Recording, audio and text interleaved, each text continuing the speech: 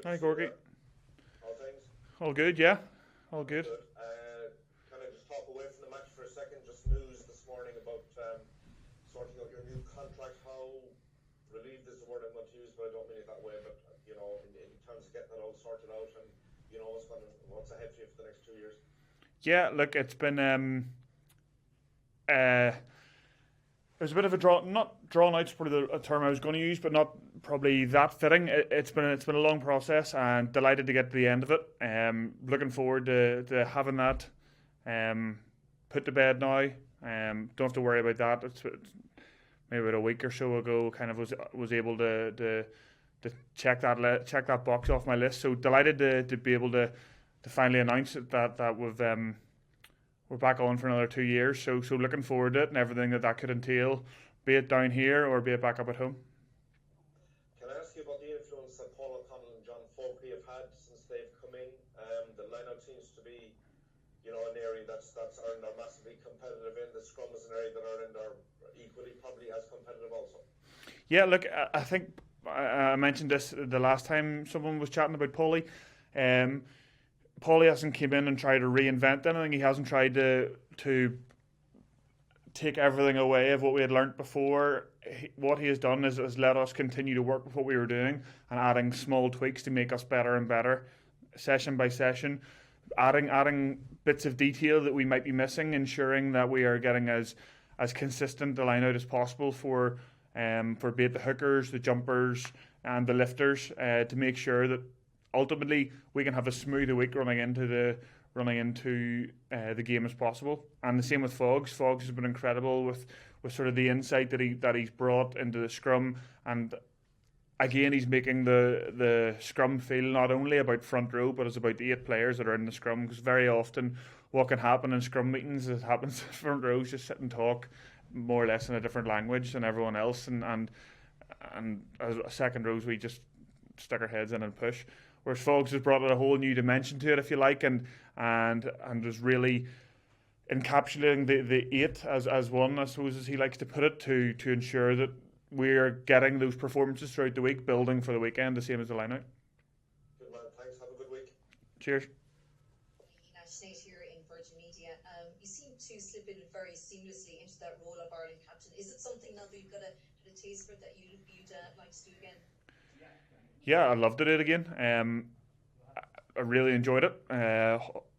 Obviously, the result wasn't what we had wanted, but I really enjoyed the build up to it and during the game.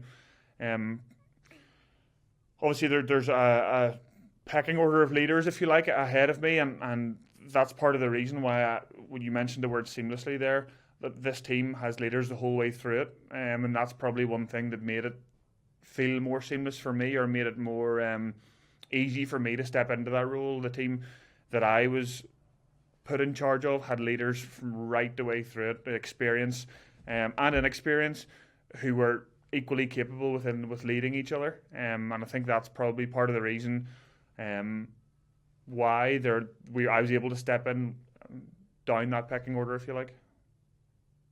I suppose a few of the positives after that defeat to France was some people were commenting on the work rate, the dedication, all the rest of this Irish team. But should those characteristics automatically be part of any Irish team?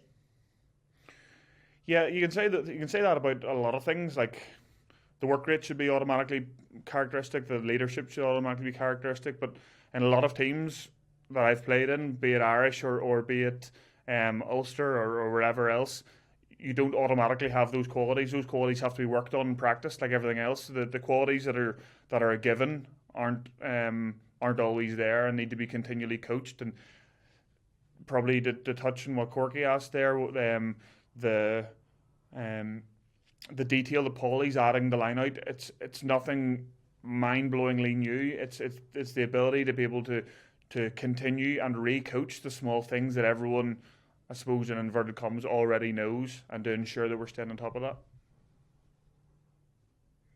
Andy, in terms of the captaincy, who did you look to maybe or speak to for advice in the build-up and even to reflect with afterwards? Yeah, obviously I had a good chat with my family, and they were all delighted. Frustrated they couldn't be there.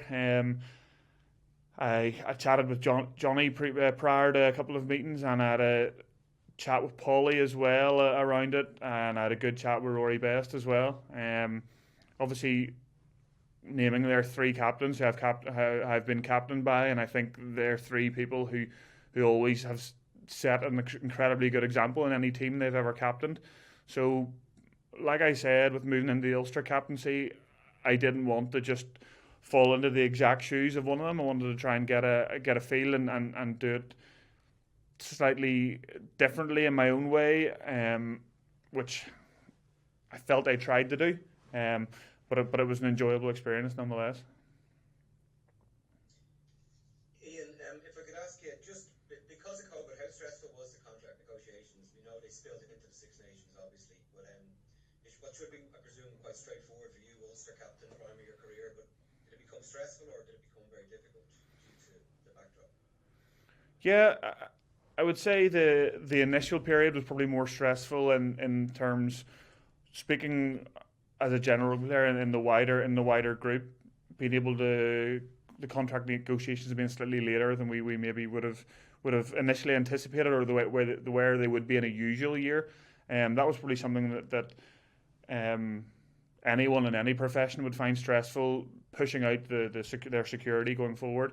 When they got underway, the discussions that we had, with my agent had with David Nucifora, and other members of his team, they weren't painful at all. They were understanding, and I think from both sides of the table, we knew where we had to get to, and it didn't take anywhere near as long as probably I thought it would.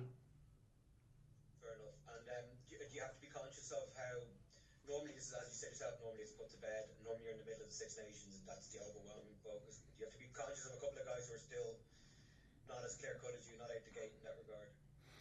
Yeah, definitely. I think just in terms of looking out for each other and making sure that everyone's fine. If anyone has any external stresses, be it contract or be it family or college or anything else, I think you always have to be mindful of your teammates to make sure that you have that extra eye outside of the rugby circle, because ultimately that will impact their rugby performance, be it training or matches or sleep before a game or anything like that. So I think being able to spot guys when they're maybe struggling a wee bit or maybe they're not themselves, that's key.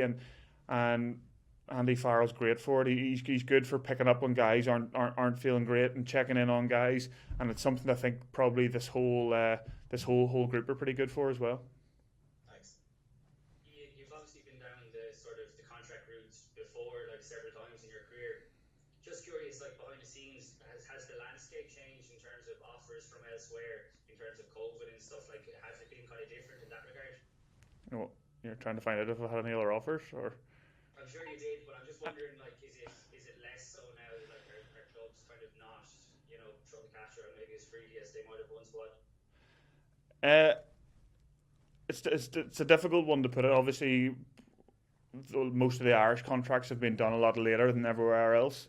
I've only ever had eyes for Ireland, so that's that's kind of it's a difficult one, the way to put it. Few players would try and play clubs off against each other. You wouldn't necessarily get that far down the line for clubs to be making huge cash offers, or any cash offers before showing some sort of real commitment. I think that most of the players, the type of people they are, they're not really, most of our team and most of the provinces anyway, they wouldn't really play a lot of people off each other. So I think there's been a lot of factors which have made negotiations this year a lot different, but maybe not in the way you're saying. Cheers, appreciate that. Iain, if I could guys finish up here, Neil, finish up with you. Thanks. Yeah, I just have a small one just to double check something on the contract. So it's up to 2023. Would that be the start of 2023, the end of the World Cup cycle as such? No, it's 2 years from the start of this season coming. maybe there might be an extra month in there to get it in line with the global season. So the contract will run, I believe, until July 31st, 2023.